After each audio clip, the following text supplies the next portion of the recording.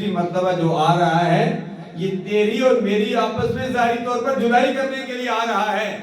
فرمایا یہ اسرائیل ہے، ان کو آنے دیجئے۔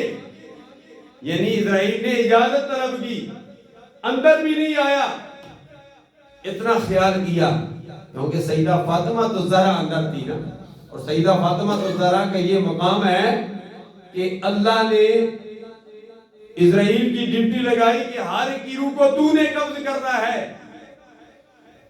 فرمایا میرے پیارے حبیب کی لاڈلی صاحبزادی سیدہ فاطمہ تو زہرا کی روح تو نے قبض نہیں کرنی ہے۔ پوری انسانیت میں آپ نے نبیوں کی، صحابہ کرام کی، ان کے امتیوں کی روح کو تو نے قبض کرنا ہے، لیکن سرکار کی پیاری صاحبزادی جو جنتی عورتوں کی سردار ہے تو نے روح قبض نہیں کرنی ہے۔ فرمایا وہ سرکار کی لاڈلی ہے، صاحبزادی ہے، اور انہیں پردے کا بڑا خیال ہے۔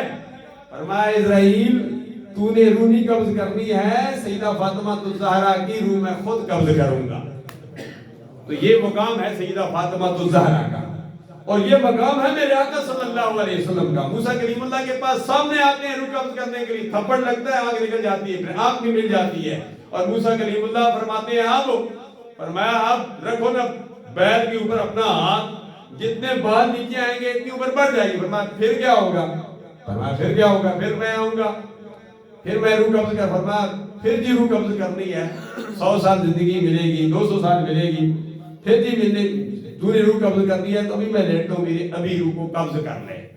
تو اسرائیل نے سب کے پاس آنا ہے، جس طرح حاجی محمد یوسف صاحب کے پاس بھی آئے، 5:30 بجے ان کی نماز جنازہ ہے، لوگ پشوری والے جسیہ میں، اللہ ان کو بھی اپنے جوار رحمت